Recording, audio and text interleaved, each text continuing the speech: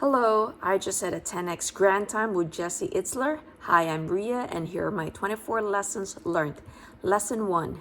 I would trade everything in the world except my kids for the one thing you have, Jess. And Jess asked, "What is that?" And the other guy replied, "Youth." And that moment changed Jess' relationship with time. Until you understand the relationship with time, you cannot operate with true urgency. Lesson 2. Time and the bus ride. The day we wake up, we go on this bus ride. The keys goes into the bus and you get the steering wheel and the bus ride starts. And the bus starts going now. The bus goes fast. You know it goes fast and it doesn't matter. The bus doesn't care. If you're shy as a kid, it doesn't care if you were bullied. It just keeps going. Then one day, you're a senior in high school, and they say, "You better enjoy it, it's gonna go fast." And then maybe you meet a girl in college, you have a family, and your kids are 10 years old. And then 8 years, you're going to be an empty nester. And the bus just keeps going. The bus doesn't care if you get sick. The bus doesn't care if you're lazy. The bus does not care. The bus has no reverse. You can't go backwards. It doesn't care if you take a day off. It doesn't care if you're overweight, if you're broke, if you're divorced. It just keeps going. And then one day, boom, it's all over. The bus ride's over. Jesse is 52 years old. This much of his journey is done, and he cannot get it back. The only thing that everybody in this room should think about during this conference is, lesson 3, how do you maximize from right now until the end of the journey? How do you maximize from right now until the end of the journey? How do we scale? Squeeze everything out of life from this moment on until the end of the ride. Lesson 4. The 10 things that I do in my life to help me achieve those things. Every year, he picks out a word of the year. Word of the year. It could be newness, change, spontaneity, but for the last 3 years, he've had the same word. And he thinks that word is really important for everybody in the room. That word is soul. Lesson 5. First thing is soul. If I'm going to do something, I'm putting my soul into it. If I'm going to be here at the 10X, I'm going to be putting my soul into it. If I'm going to my kids' soccer game, I'm going to be where my feet are, and I'm going to put my soul into it. If you have a business and you're building a business, marketing is amazing, but customers feel the soul. It's tangible. I still lick lamps, lick stamps. I still go to FedEx. I want to be connected in my DNA to my product. You cannot outsource soul. If you're going to do something, put your soul into it. Lesson 6. This is the second thing. Have better goals. Better is better. One of the reasons people don't hit their goals is they have too many. Have better goals. He has shifted to bigger goals. Think big and getting really good at it. Lesson 7. This is the third thing. Go where the action is. I had to show up where wealthy people were. I do not negotiate my goals. I put myself in a position to attract and to create the luck. Emails are great.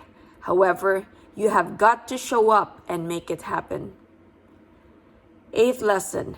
The fourth thing is evening routines. He's a big believer of morning routines. He's a bigger believer of evening routines. Nobody in this conference is good enough to wake up and wing it. Invest 5 minutes before you sleep every night and lay out your entire day in advance. The top CEO have 3 assistants. Nobody here has 3 assistants. So we lay out our script the night before and we just follow the script during the day. Lesson 9. This is the fifth thing. Think of time in terms of week and not days. If you miss the target during that day because of life situations, you have the flexibility to adjust. Think in terms of weeks and not days. 10th lesson. This is the seventh thing. It's the 3 C's. I compliment, I congratulate, I console. What does that mean? Every opportunity I have in my inner circle, employees, prospects, families, friends, I compliment, congratulate, and console. I do it. So I complimented, I congratulated, I consoled. And a crazy thing happened.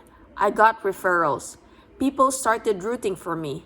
Customers were there even when there was a mistake. Never wanted to leave my business because I was connected to them. You compliment, you congratulate, and you console. Lesson 11. 7th is stay healthy. They say health is the greatest gift, and nothing is more enchanted. But we often go through life and take this ultimate gift for granted. Stay healthy, not just physically, but also mentally.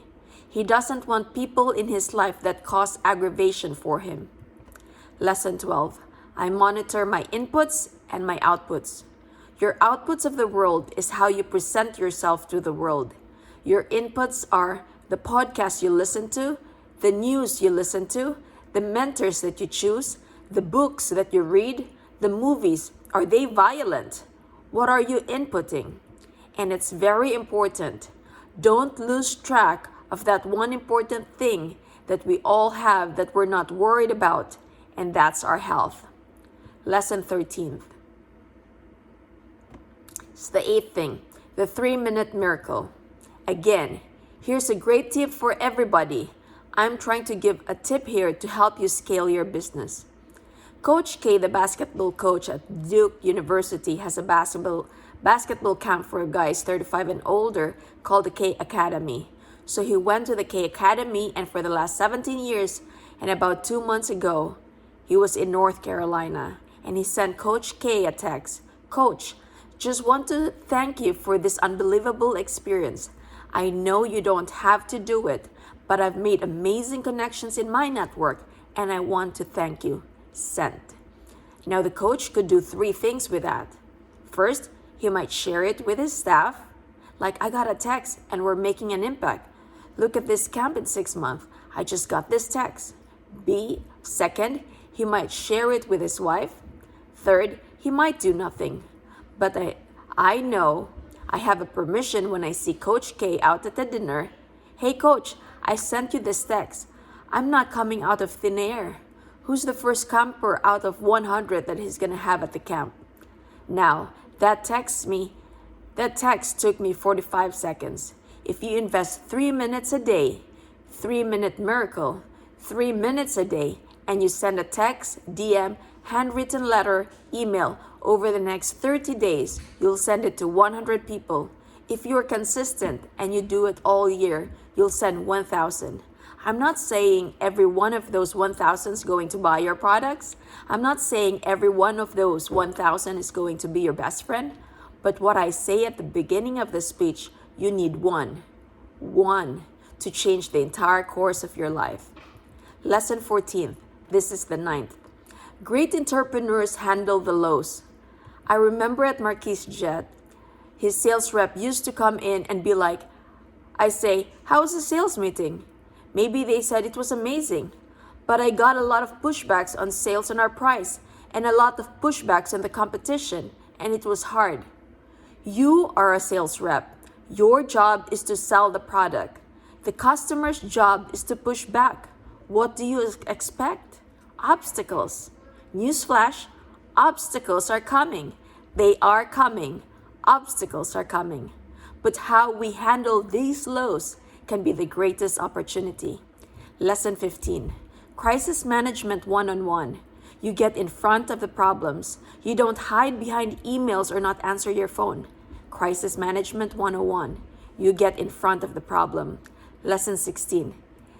10th item. Take a chance on people. You don't know that people in your 20s and 30s become people of power in your 40s and 50s. You just don't know. Lesson 17.